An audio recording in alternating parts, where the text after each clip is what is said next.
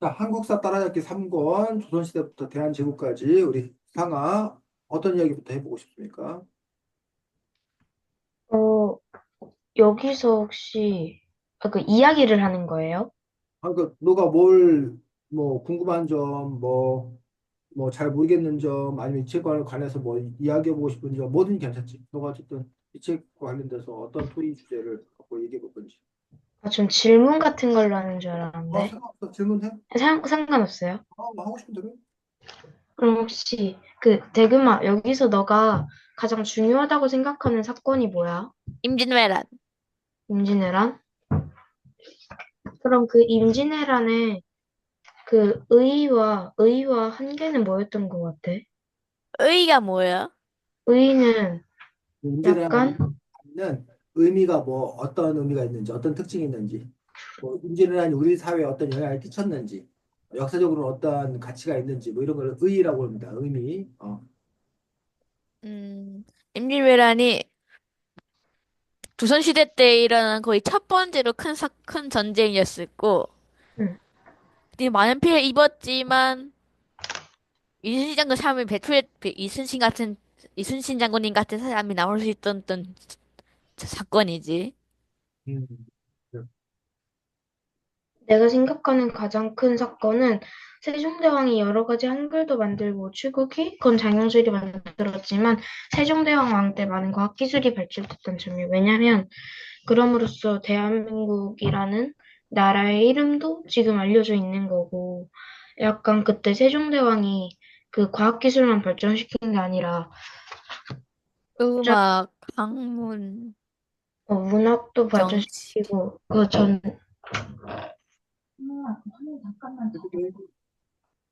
잠깐만요. 왜?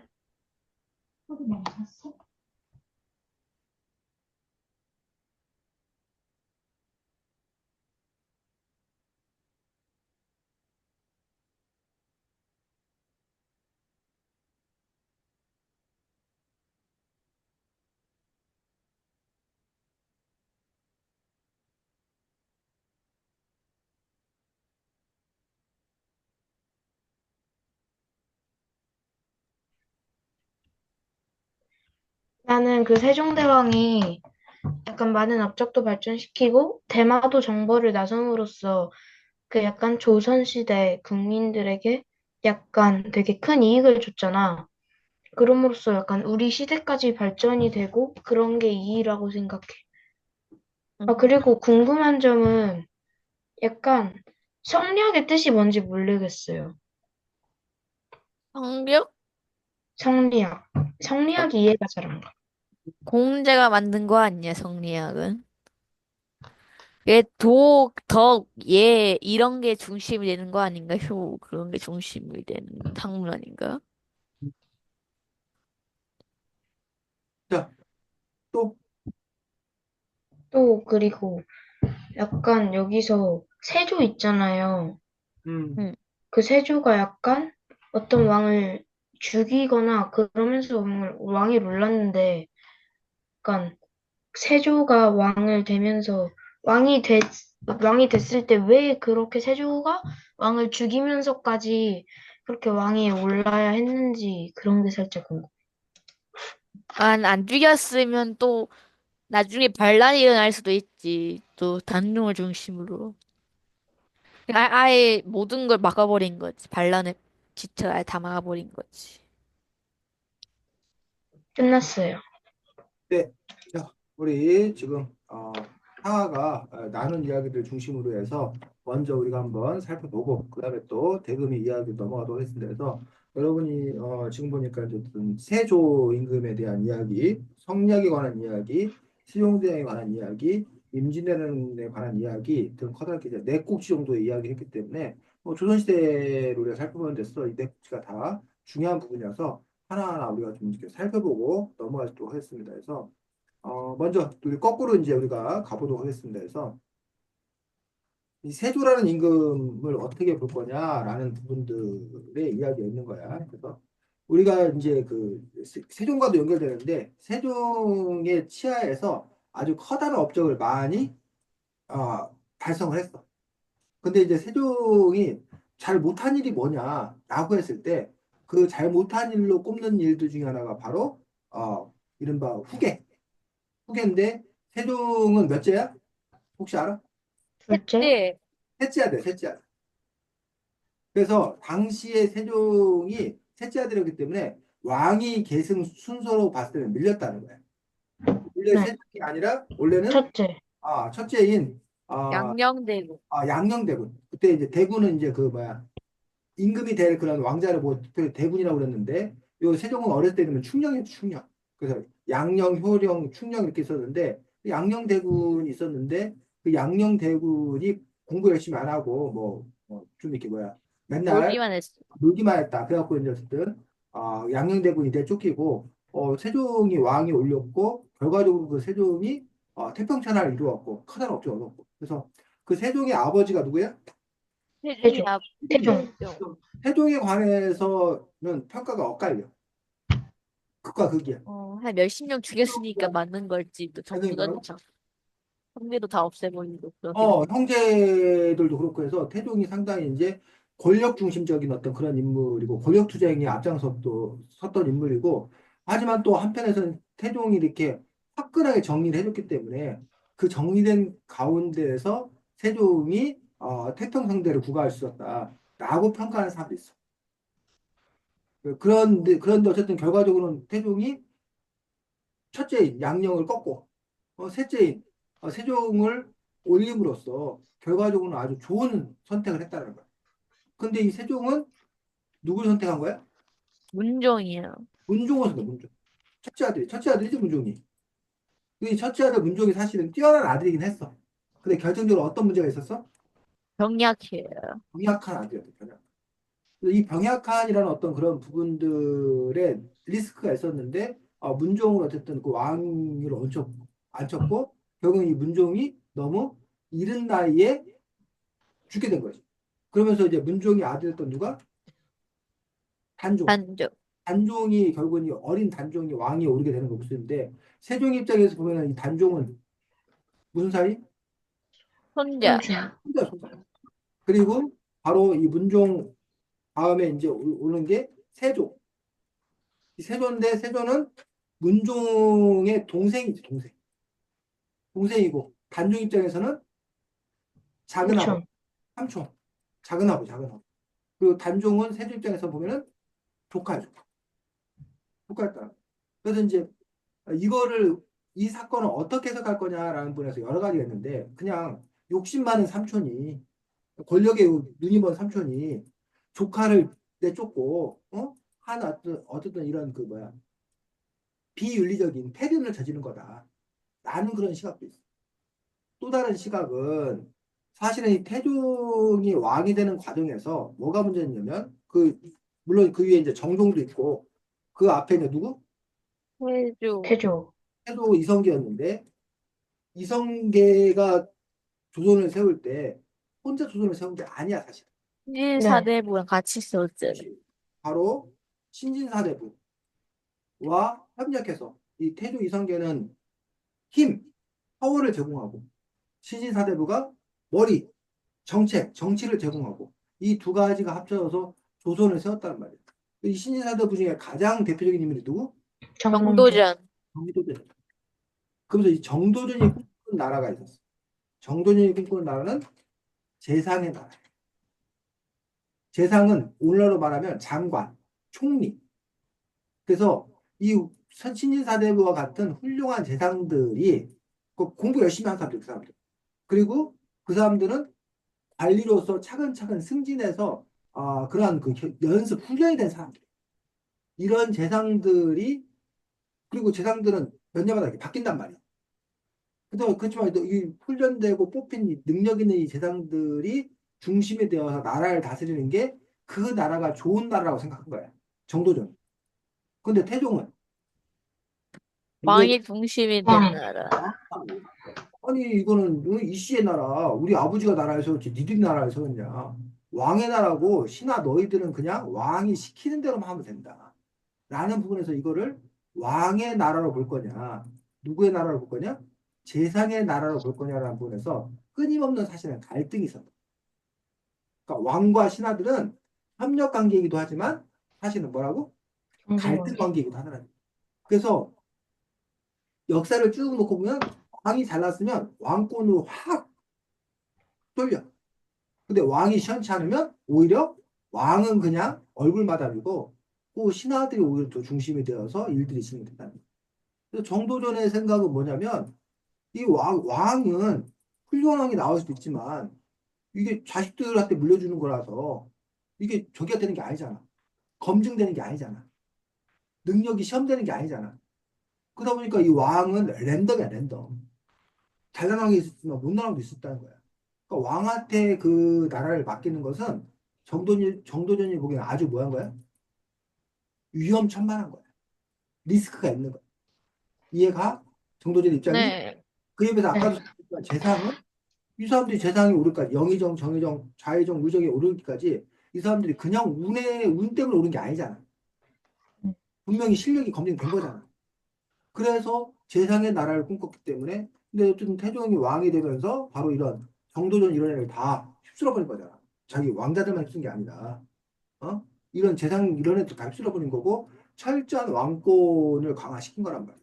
자, 그런데 세조가 보니 바로 이 세조는 바로 이 태종하고 닮은 거야. 왕의 나라가 돼야 되는데 어린 조카 단종이 왕이 되면 왕의 나라가 돼? 아니에요? 왕의 나라가 안 된단 말이야.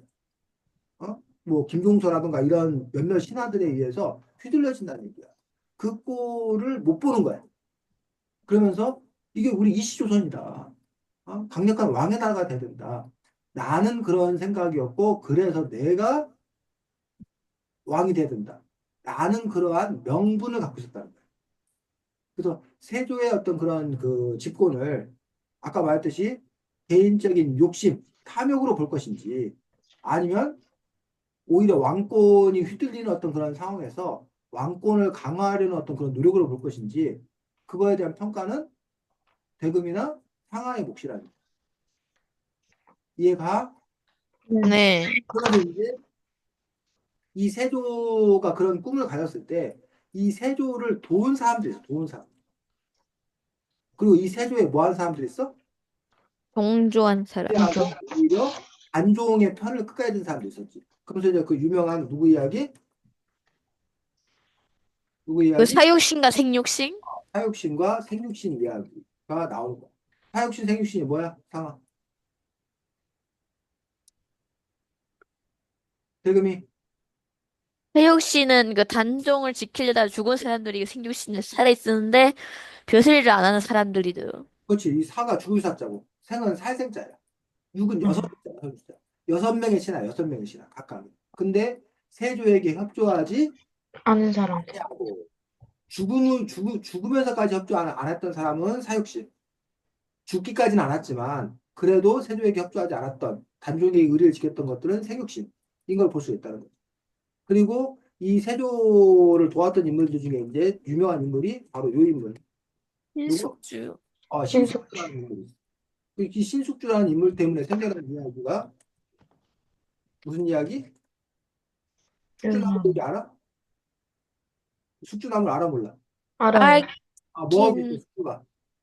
숙주가 그 콩나물하고 비슷하게 생긴 거. 읽어봤는데 콩나물하고 비슷하게 생겼는데 이 숙주나물이 특징이 뭐야? 쉽게 쳐져요. 쉽게 변해. 쉽게 산.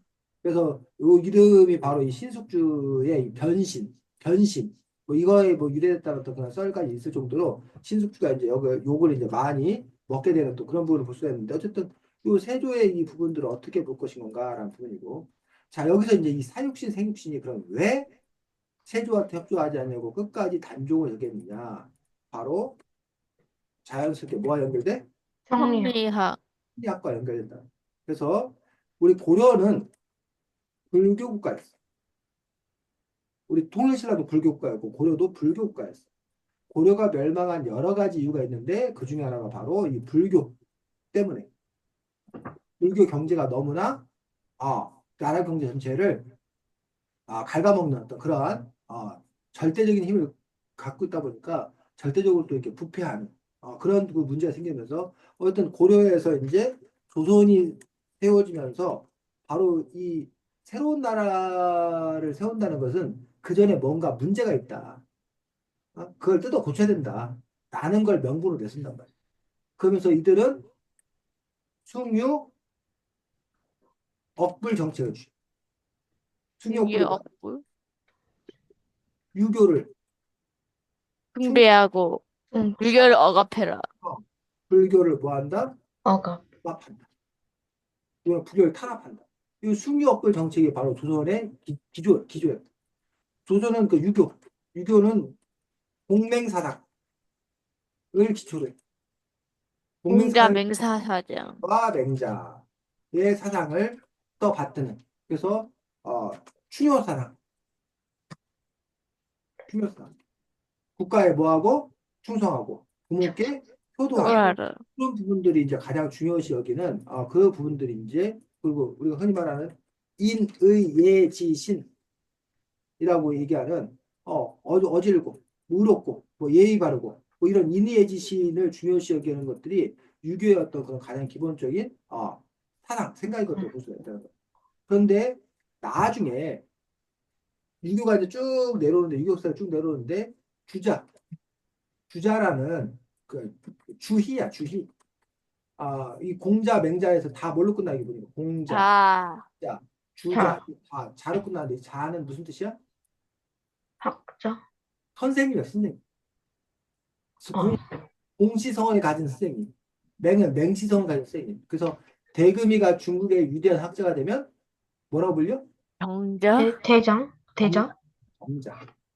정자님 이렇게 불려. 정자님 이렇게 불려. 상하는 정자가 되면 되고. 상하가 유명해지면 김자. 상하 김씨지. 네. 김자야 김자.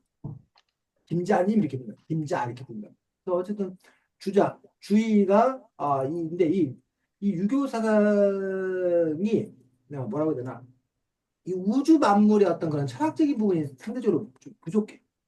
공맹 사상은 우리 정치적이고 도덕적이고 이런 부분에 대해서는 확실한데 이 뭐야 이 우주 만물에 대한 어떤 그런 철학적인 그런 부분이 부족한데 바로 주자 주의가 그런 부분을 보강한 거야. 그래서 주자 주의가 바로 내세운 게 바로 뭐다? 성미하. 음, 성리학이라는 어떤 그런 부분입니다. 그래서 성리학은 사람이 어떻게 살아야 되는지, 나라를 어떻게 다스려야 되는지 좋은지 알려주는 공부 방법이자 삶의 길잡이인 그런 부분들이 이제 성리학인 것들을 볼 수가 있고 어떻게 하면 착하고 어떻게 하면 바르게 살 수 있나를 알려주는 어떤 그 인간 삶의 어떤 그런 이치, 올바른 이치 이런 것들을 따지는 어떤 그런 학문이 바로 성리학인 걸 볼 수가 있어요. 그래서 조선은 성리학의 나라라고 할 만큼 성리학을 아주 중요시 여겼는 건데 거기에는 임금에게 충성해라. 부모에게 효도해라. 올바름을 지켜라. 라고 하는데 요 사육신, 생육신들은 당연히 관종의 임금이었기 때문에 한 하늘 안에 두 임금을 섬길 수는 없다. 없는 거야, 이 사람들은. 성경의 가르침에 따라서. 배신은 있을 수 없는 거야. 응? 그리고 삼촌이 조카를 내쫓는다? 이거는 인륜에서 있을 수 없는 일이야. 그러니까 이 사람들은 끝까지 뭐 했던 거고? 거부했던 거고. 세조를 추대했던 사람들은 이른바 뭐? 현실로. 현실이 그렇지 않다. 현실에 맞게 바뀌어야 된다. 라고. 이 사육시생수 이런 사람들은 현실보다 더 중요한 게 뭐야? 명분. 명분. 명분이 더 중요하다. 라는 어떤 그런 점에서 결국은 지금도 사실은 늘 이렇게 부닥쳐. 야, 현실이 그렇잖아. 현실이. 현실이 우리가 맞설 수 없잖아. 그러니까 타협도 하고 때로는 무릎도 꿇고 때로는 이거 뭐야 손도 잡고 그래야 되는 거야. 라고 하지만 한쪽에서는 아니야. 사람이 명분이 있어야지. 죽으면 죽었지 나는 야합 안 해. 라고 하는 그 부분들에서 늘 이것들이 이제 부딪히는 어떤 그런 지점들이 있는 건데, 세조는 바로 이러한, 현실론의 어떤 그 입장을 갖고 있는 사람들이 세조를 또 이렇게 추대하는, 그런 부분들을 볼 수가 있습니다. 그래서 조선시대 내내 그래서 조선은 성리학의 나라였던 그런 부분들인데, 이 성리학의 나라 조선이 아까 여러분이 말했던 임진왜란 플러스 뭐, 그 다음에 뭐가 명자호란. 정자오랑. 양난 두 번의 커다란 난리를 겪으면서 대대적인 반성을 합니다. 우리가 성령을 중요한 철학 삼아서 그동안 나라를 200년 이상 잘 갖고 왔었는데, 그런데 그 결과가 뭐냐? 임진왜란 때 일본한테 연락 얻어 터져. 병자호란 때 청나라 때 연락 얻어 터져. 그 나라가 만신창이가 돼. 그러면서 야 이거 뭔가 문제가 있지 않냐? 이 문제를 뭔가 고쳐봐야 된다. 하면서 이제 성리학 시대 이후에 이제 새롭게 대든한 게 실학. 실학. 실학이 실용적인 실사구식. 우리의 성리학은 올바른 삶을 더 중요시한다면 실학은 내 당장 지금 배고파 죽겠는데 올바르고 그게 뭔 소용이냐. 아, 일단 현실주의. 그렇지. 배불리 먹고 잘 사는 게 더 중요하다. 이. 잘 먹고 잘 사는 게 더 중요하다. 요게 이제 그 실학의 어떤 그런 입장이고 지금까지도 사실 우리나라는 실학의 입장에서 살고 있는 거야. 지금도. 그래서 지금도 그래서 무슨 요즘 그 대통령 선거 하는데 맨날 어떻게 하면 경제가 잘 성장하느냐, 먹고 사는 걸 어떻게 해결하겠느냐. 대통령 후보들이 그런 얘기 하잖아. 내가 경제를 더 잘 살릴 수 있다. 내가 우리나라를 더 부강한 나라 만들 수 있다. 막 이런 얘기 하잖아. 근데 만약에 우리나라가 이제 이 실학에서 다시 이제 또 성장을 넘어간다면 그게 아니라 어떻게 하면 올바른 삶을 살 것인가? 어떻게 하면 도덕 군자가 있는 그런 나라를 만들 것인가? 어떻게 하면 서로 협력하고 협력하는 좋은 사회를 만들 것인가?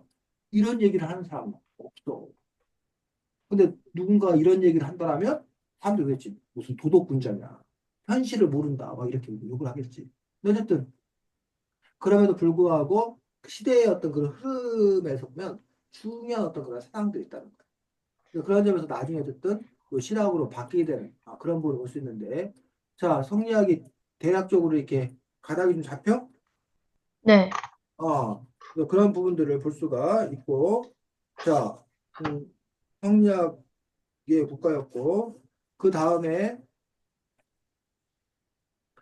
우리가 뭘 얘기해야 되지? 성리학 얘기했고, 세조 단정했고, 임진왜란으로 넘어가서 얘기했어요. 자, 임진왜란 요 이야기를 했었는데, 그 임진이 뭐야, 임진이? 그, 임, 임진년. 임진년. 그래서 이게 1592년이었잖아. 50, 1592년. 그래서 조선이 1392년인가 태조가 조선을 세워. 딱 몇 년 동안? 200년 200년. 200년. 성대를 구사. 우리 한반도의 역사상 200년 정도 동안 그 외침이 없고 평화로운 시기가 거의 없어. 그 사이에 늘 난리가 났어. 전쟁이 나고 그랬어. 근데 어쨌든 그런 시기를 거쳤는데, 아, 외란이야, 외란. 외란은 뭐? 왜, 일본이 왜가 쳐들어온. 쳐들어왔다. 외가 일본이, 외놈이 원래 왜소하다, 치닫다 해서 우리가 일본을 낮춰 부르는 말이야. 낮춰 부르. 외가. 외가 난리를 일으킨 게 임진왜란인 걸 볼 수가 있는데, 당시 조선의 상황과 일본의 상황이 매우 정, 달랐어. 조선은 아까 말한 대로 평화의 시기였어. 이런 일본 진짜 죽음, 살인. 전국 아, 시대였으니까. 전국에서 이 전국이 싸울 전자, 싸울 자, 전쟁 맞고마고 싸우는. 계속 전쟁의 시기였다는 거예요. 그래서 평화의 시기에 군인들이 힘을 받아, 힘을 못 받아. 오빠들. 못 받아요. 이 전쟁도 안 일어나는데 군인들한테 월급 주는 거 아깝지. 전쟁도 안 일어나는데, 군사 물자, 뭐 칼이나 총 같은 거 만드는데, 돈을 쓸 리가 없, 없죠. 평화의 시기에. 반면 일본은 전쟁의 시기였기 때문에 맨날 치고받고 싸우는 거야. 그러다가 누가? 도요토미 히데요시. 그렇지. 아니, 토요토미 히데요시. 나와도 요토민디. 나왔고, 히데요시. 한자로는 풍신수길이. 우리 한자로는 풍신수길이라 쓰고 이걸 일본어 발음으로 하면 토요토미 히데요시. 요게 전국을 통일을. 여기서 말하는 전국은 모든 적이라는 거야. 전국을 통일. 자, 전국을 통일하다 보니 그동안 각광받던 군인들이 갑자기 뭐가 돼? 농민. 실업자가 돼. 아, 어? 전쟁이 났을 때는 군인들이 할 일이 많잖아. 네. 싸우는 일들. 근데 전쟁이 끝나버렸어. 그럼 이 사람들이 맨날 뭐만 했었는데? 싸움만 했었는데 갑자기 할 일이 없어지잖아. 이해가? 네. 그래서 이 군인들을 이거 어떻게 할 거냐. 거기다 플러스 도요토미 뜻이 풍신수길에 야망이 있어, 야망. 대륙. 이 사람이 야망. 이 야망은 세계통일이야. 세계정복이야, 세계정복. 근데 그 당시에 세계는 어디? 아시아. 중국이 세계라고 생각해. 내 아, 정복을 내가 하겠다라는 그런 풍신수길에 어떻게 보면 너무 이렇게 뭐야 야무진 생각, 너무 헛된 생각, 그 야망과 그다음에 실질적으로는 전쟁이 끝나서 실업자로 있었던 어떤 그런 군인들의 어떤 그런 힘, 파워 이런 게 있었다는 거야. 그러면서 이들이 중국으로 바로 가지 아니하고 조선을 통해서 중국을 가려고 해. 왜냐하면 거기는 바로 뭐의 문제 때문에 뭐의 문제?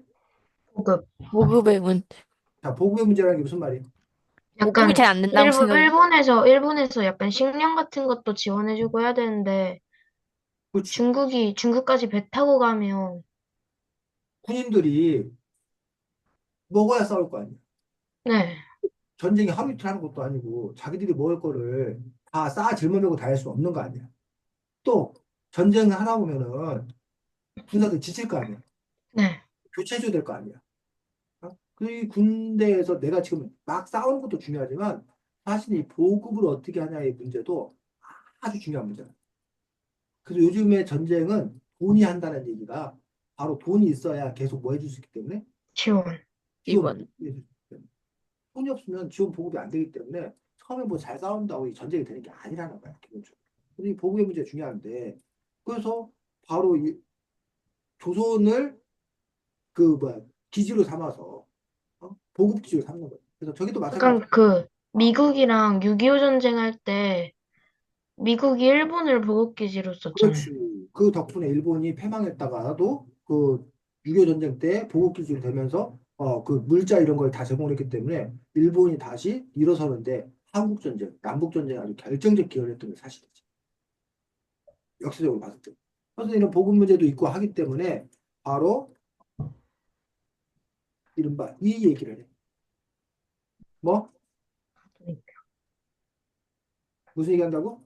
가도임요. 가도임이 파도임요? 이 명이 명나라야, 명나라. 명나라에 이 들어간다. 명나라에 들어가려고 하니 가가 이게 빌리다는 거야, 빌리다.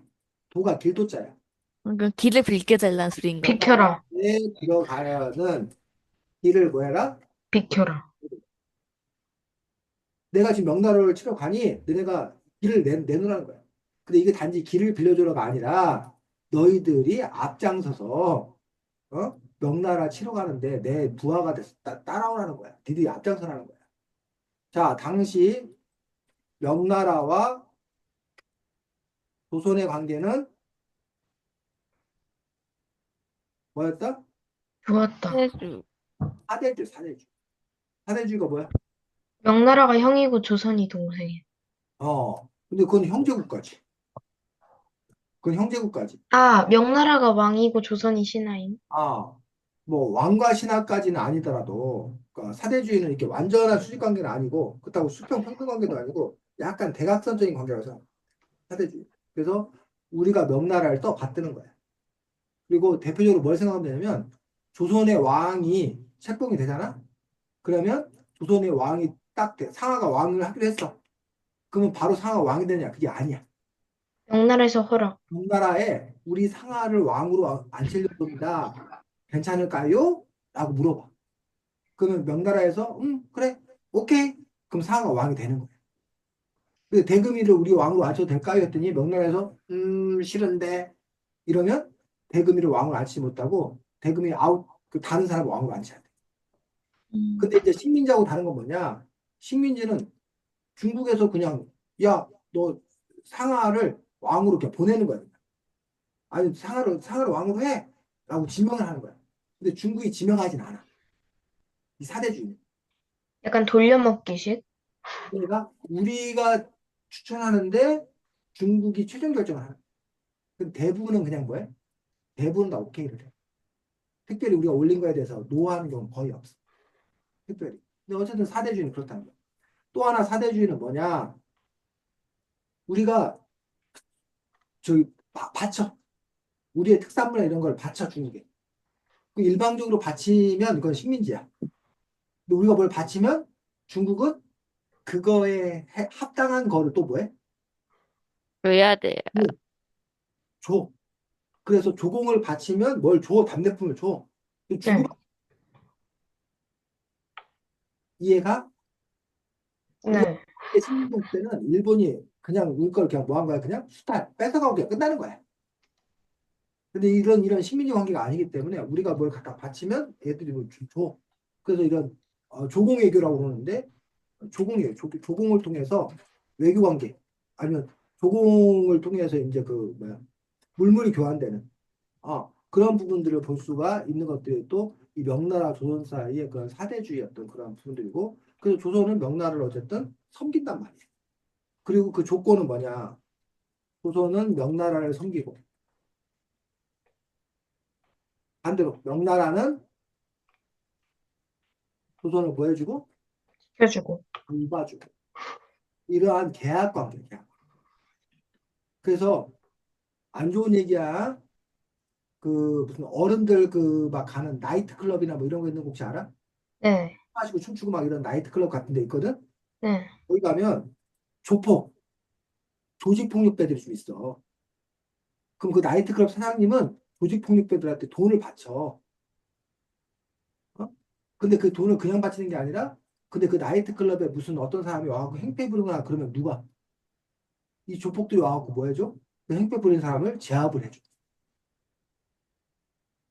이해가? 네. 그렇게 서로 좀 뭐 하는 관계야? 상부상조. 상부상조하는 관계예요. 좋은 건 아니지만. 어? 근데 만약에 뭐 이 사람이 이 나이트클럽의 사장이 뭐 상하라는 족보한테 돈을 줬어. 근데 상하가 뭘 못 막아. 그럼 이 나이트클럽 사장은 더 이상 상하한테 그걸 뭐야? 돈 줄 필요. 뭐 대금이라는 더 튼튼하게 상납을 하지. 그럼 대금이가 그 나이트클럽 접수를 해버리는 거야. 뭐 이런 관계에 비슷하게 바로 명나라를 섬기고 명나라 조선을 돌봐주고 이런 게 바로 사대주의라는 거야. 또 어쨌든 조선은 명나라를 떠받다. 그런데 당시 조선과 일본의 관계는 어땠냐? 조선은 일본을 발가락에 때려 생각했어. 시카고 네. 오랑캐. 랑카서. 그래서 일본하고 뭐 하고 싶지 않다? 교류. 우리하고 놀고 싶지 않다. 기본적으로 조선에 어떤 건 정상화. 그런데 그 일본이 조선이 사대주의로 섬기고 있는 명나라를 치러 가는데 앞장서라고 하니 앞장서겠어? 아니요. 게다가 조선은 성리학의 나라야. 예와 의를 중요시 여기는 나라야. 그럼 조선이 그러니까 쉽게 말하면 이거야. 깡패가 와갖고 상하한테 야 내가 너네 아버지 지금 응? 패로 가니까 야 상하야 날 도와서 네가 앞장서. 네 아버지 같이 패로 가자. 그럼 상하가 그래 우리 같이 우리 아버지 패로 가자 이러겠어? 아니요. 있을 수 없는 일이잖아. 그거는. 패륜인데. 그래서 결국은 조선이 일본과 전쟁을 하게 되는데 그 전쟁이 바로 임진왜란. 일베란. 결과는 일본이 그냥 해. 네. 얼마 안 돼서 그냥 한양까지 치고 올라가고 평양 저 우주까지 막 선전 도망을 쳐. 근데 결국 선조 임금은 뭐야 중국으로 망명하려고 그래. 아예 도망치려고. 그리고 신하들이 겨우겨우 뭐해? 알려요. 그때 아까 여러분이 말했던 이순신의 활약이 있는 거지. 자, 이순신의 활약을 보면 바로 아까 세 말했던 이순신의 활약 중에 가장 큰 활약은 바로 뭐의 차단? 조금로 차단. 보급로의 차단. 무슨 얘기냐?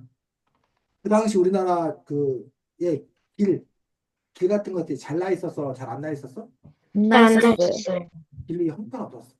그 길을 잘 안 닦은 이유도 외적들이 쳐들어올까 봐 쉽게 쳐들어올까 봐.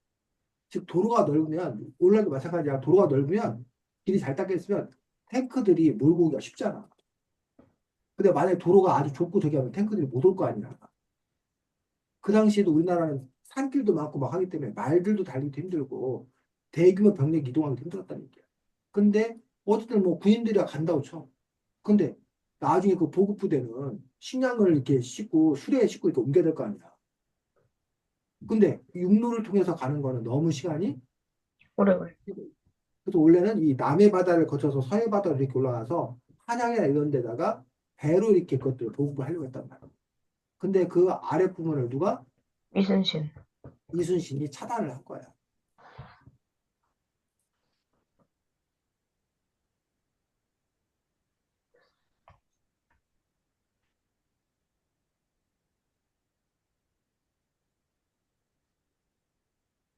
여기 이제 우리나라 지도 보면 여기 이제 일본이 이렇게 뭐 있을 거 아니야. 어? 여기 제주도 있고. 그러면 이 당시에 이제 삼도수군 통제자였던 요 이순신 장군이 남해 바다에서 남해 바다 원래 일본의 육지 이렇게 해서 일본을 이렇게 해서 이렇게 지금 진격을 한 거야. 이렇게 진격하고 이렇게 진격하고. 순식간에 그걸 다 차지한 거야. 그런데 바로 요 일본이 원래는 계획은 이렇게 해서 이렇게 보급을 이렇게 하려고 했단 말이야. 이런 식으로. 근데 바로 여기 부분을 누가 끊어버린 거야? 이순신. 이순신이 여기 바다를 장악을 하고 여기 못 가게 하는 거야. 못 가게. 그러면서 일본군의 어떤 그런 작전이 막게 되고 또 하나 그럼 일본군이 여기서 우리가 보급할 수 없으니 이 안에서 해결하자 해서 바로 여기가 바로 전라남도 전라북도가 바로 이게 여기가 우리나라의 제일 곡창지대. 평지대. 곡창지대에서 여기를 저기 하려고 했었는데 바로 여기를 넘어가려면 진주대첩 진주성을 이렇게 건너서 가야 돼. 근데 여기 진주대첩에서 우리가 이걸 막아냈어. 김시민 장군이 진주대첩을 막아내서 결국은 요 부분들을 지켜냈기 때문에 일본이 전쟁을 수행하는 데서 어려움을 느끼게 되었다. 그래서 이순신 장군이 잘 싸운 부분이 있다는 거야. 근데 이순신 장군이 여기서 아무리 잘 싸워봤자 여기 있는 얘들은 어떻게 할 거냐. 일본군 여기 근데 진입할. 저는 정렬 장군이 저 같으면 진주대첩. 약간, 아, 만약에 제가 일본군이었으면, 아, 이쪽 통해서 이렇게 가서, 이쪽 부분이 되게 방어가 약했잖아요. 아. 동해는 너무 험난해서 안 돼.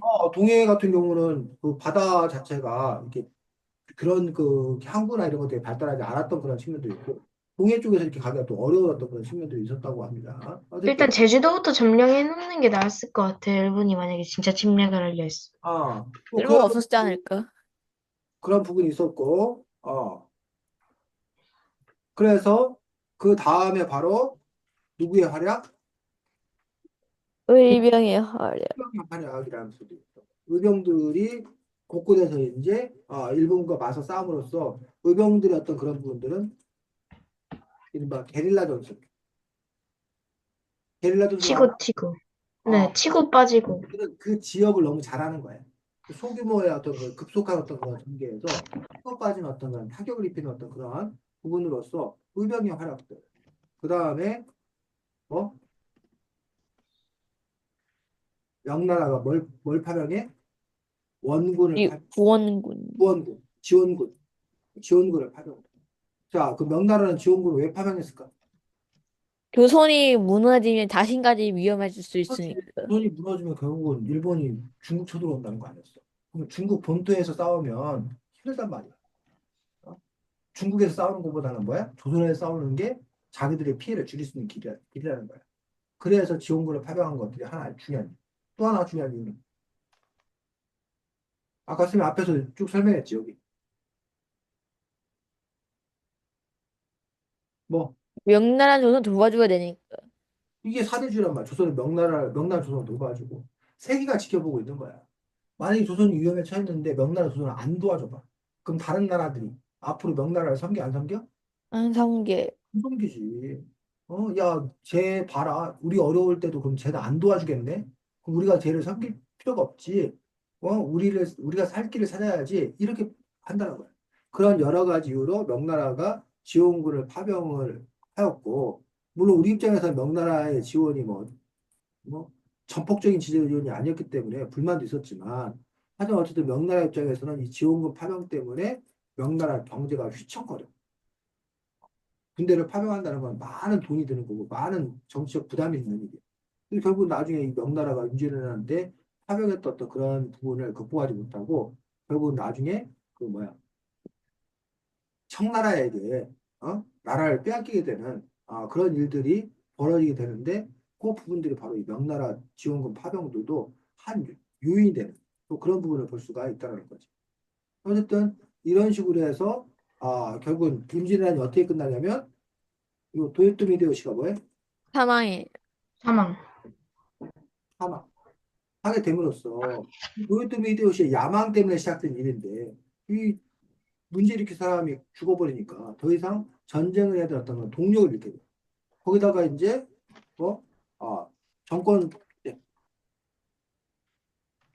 도요토미 히데요시 이후에 누가 아마쿠라 맞고. 권력을 차지할 건가라는 부분을 둘러싸고 결국은 그들 사이에 이제 뭐야 대결이 막 펼쳐진다는.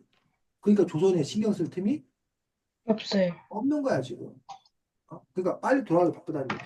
뭐 그러는 그 가운데서 임진왜란이 이제 막을 내게 되는 그런 부분을 볼 수가 있습니다. 그래서 임진왜란 부분들을 볼 수가 있고, 자, 그다음에 이제 누구 얘기 나와?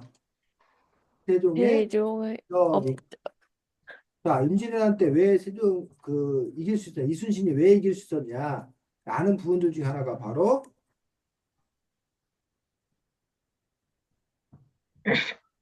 뭐의 발달? 화포 화포기술. 기술의 발달. 일본은 백병전, 맞붙어서 싸우는 걸 엄청 잘해. 일본은 막 그 근접전. 그다음에 일본은 또 뭐가 발달했냐면 조총. 조총이 발달했는데 이 조총이 가까운 거리만 위력을 발휘. 먼 거리에서 위력을 발휘했대. 그래서 임진왜란 당시 그 누구야? 이순신 장군의 전술은 멀리 떨어뜨려 놓고 뭐 하는 거야? 대포를 화포. 화포를 빵빵 쏘는 거야. 그러면 이런 화포 기술이 발달되었기 때문에 가능한데 우리나라 이 화포 기술을 발달시킨 사람은 누구? 최무선. 최무선, 최무선. 고려 말. 고려 말의 최무선이었던 그런 부분들을 볼 수 있는데 바로 세종 때에도 보면 군사 분야에서 세종 때에도 많은 그 이게 뭐야 업적을 났는데 그때 세종 때 만든 그 다연발 로켓포 그 다연말 로켓포 화차?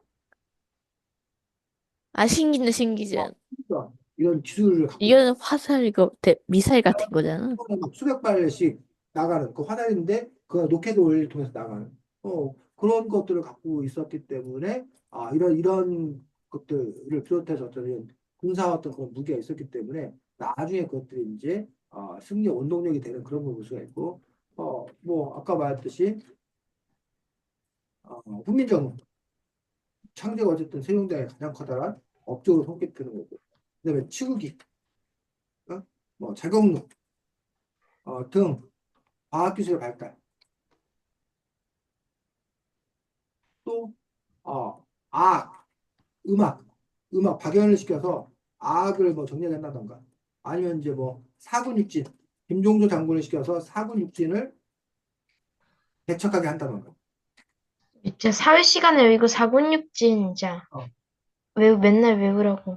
그래 그 북쪽으로 사군육진을 개척해서 현재 우리 한반도의 영토를 그 당시에 이제 확실하게 했다던가 아니면 이종무 장군을 시켜서 대마도를 정벌한다던가 뭐 이런 여러 가지 어떤 그런 세종 때에 이런 여러 가지 업적을 쌓게 되는 그런 부분을 보여줌으로써 어쨌든 지금 현재 우리 역사상 수많은 왕이 있는데 가장 사람들이 존경하는 어떤 그런 왕으로서 세종대왕을 이렇게 손꼽는 그런 걸 볼 수 있어. 그래서 세종대왕 자주, 그다음에 애민사상, 그다음에 과학적인 어떤 그런 방법들을 공헌했던 그런 왕으로서 이렇게 손꼽히는 그런 인물이 바로 또 세종대왕인 걸 볼 수가 있습니다. 그래서 우리가 대왕, 보통 세종하고 막 영조, 정조 이렇게 되는데 대왕이라는 말이 붙는 왕이 별로 안 돼. 뭐 광개토, 태왕 이런 식으로 정도대왕, 세종대.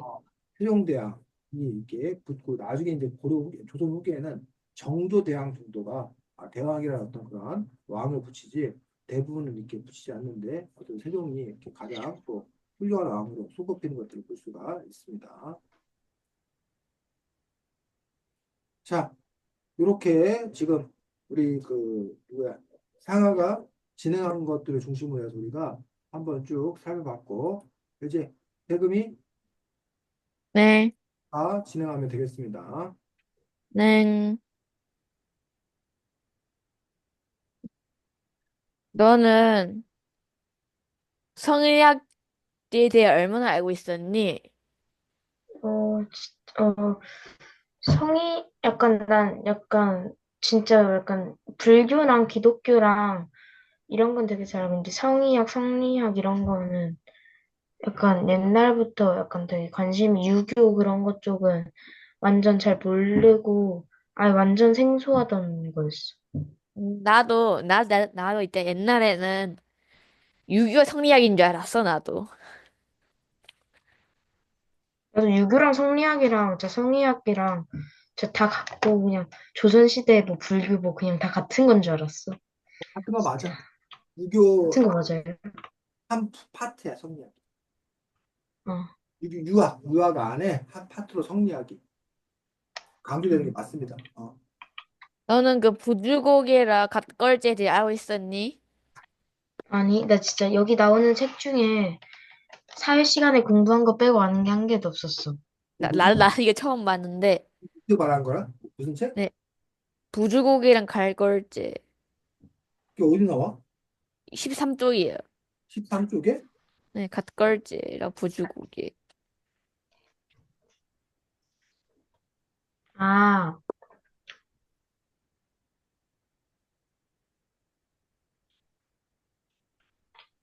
음. 그래, 그래. 근데 누가 만약 나도, 고려의 그, 어? 아니, 아니야. 누가 만약 그 고려의 신하였다면, 줄 세워줄 어, 때 어떻게 했을 거야? 어, 나는 일단 반대를 했을 것 같고, 적절하게 눈치를 봐서 과반수가 넘으면 조선 건국에 찬성을 하고 안 넘으면 반대했을 거야. 나도, 나도 너처럼 눈치 보면서 했을 것 같고, 이일 중요시한다 찬성했을 것 같고, 이건 덕을 중요시했기 때문에 반대했을 것 같은데, 난 그냥 눈치껏 살았을 것 같아. 저도 끝났어요. 부조고개와 각걸제는 책 이름이 아니고 그냥 그 뭐야 지명 아니면 전설 뭐 이런 거야. 자, 그래서 책 13쪽에 보면 사실 쌤도 두문동 얘기는 많이 들었어. 두문동. 두문동 얘기는 많이 들었는데 부조고개와 각걸제 이야기는 이 책 보고 쌤도 이제 처음 보게 됐는데 자, 그 개성에 있는 경덕궁에서 동쪽으로 조금 가면 길가에 고려충신 부조현이라는 부석이 서 있고 그 사람들이 이 부조현이라는 그 비석이 서 있어. 이 고개를 부조고개라고 부른다라는 거야. 그러면 왜 이게 부조고개라고 부르느냐? 태조 이성계가 새로운 나라를 세우고 이제 새로운 관리들을 뽑기 위해서 과거를 실시했다는 거야. 그런데 과거에는 아무도 안 와요.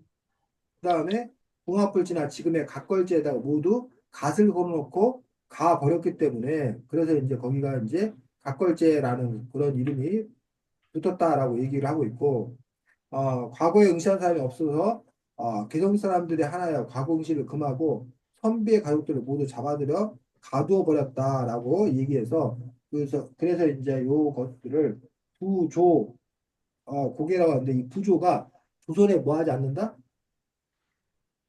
협조하지 않는다. 이 부조의 이 조자가 조선할 때 그 조자야. 부가 아니 붙자고. 조선을 부정하는 거.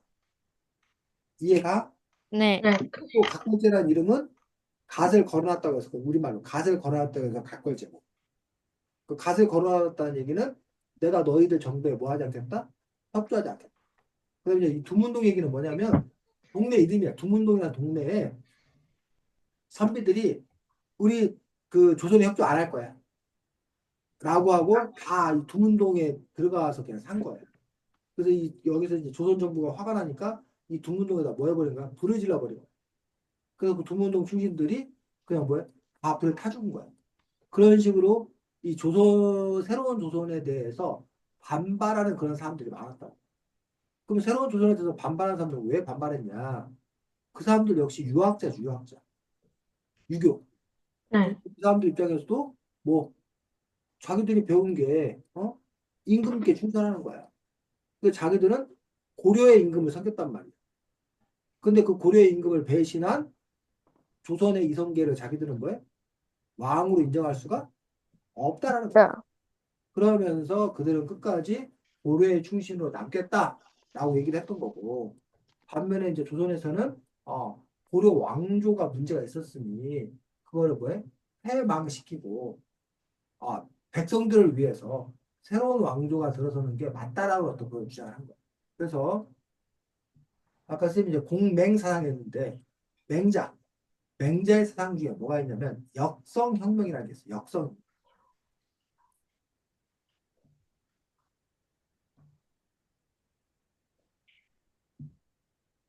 정몽주가 역성혁명이었던 것 같아.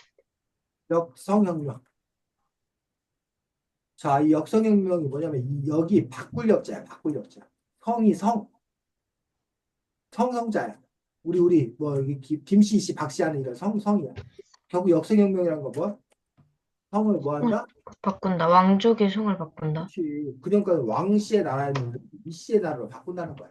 그래서 이 명자는 역성혁명을 인정을 했어. 어느 경우에 그 왕이 백성을 위한 왕이어야 되는데 이 왕이 오히려 백성들을 해롭게 하고 나쁘게 하면 백성들이 나와서 그 왕을 뭐 할 수 있다? 다스릴 수 있다라고 생각합니다. 그런데 대부분의 경우는 왕에게 백성들이 충성해야 돼. 그렇기 때문에 왕을 갈아치우는 일은 있을 수 없는 일이야.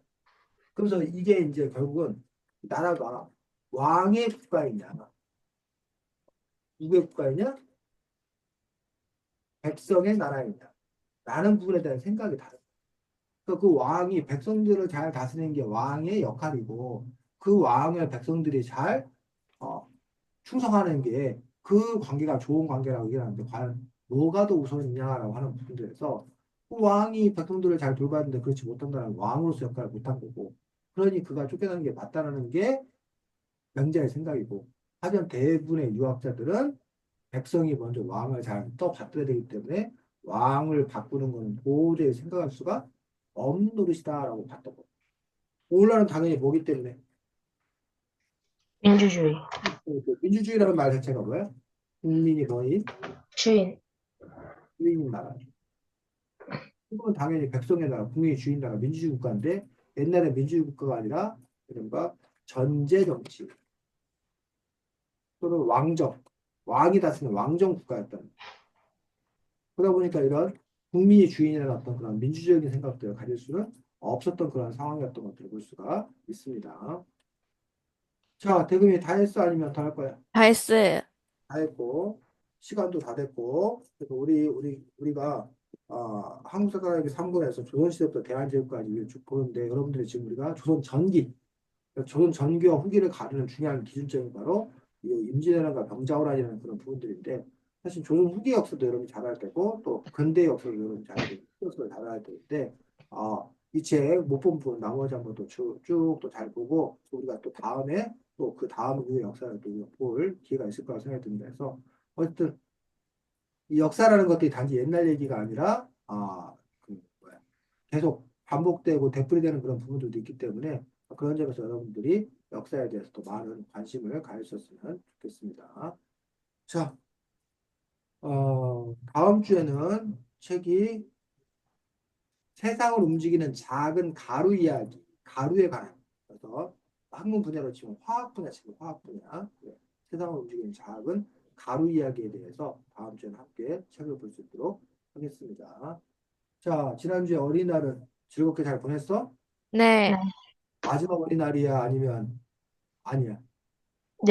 내년부터는 선물은 안 받고 어린이날 인정은 받게 됐어? 친구들이랑 나가서 놀 거예요. 내년부터. 오, 선물 안 받는 대신 친구들과의 자유를 선택하는 거야? 대금이 네. 몰라요.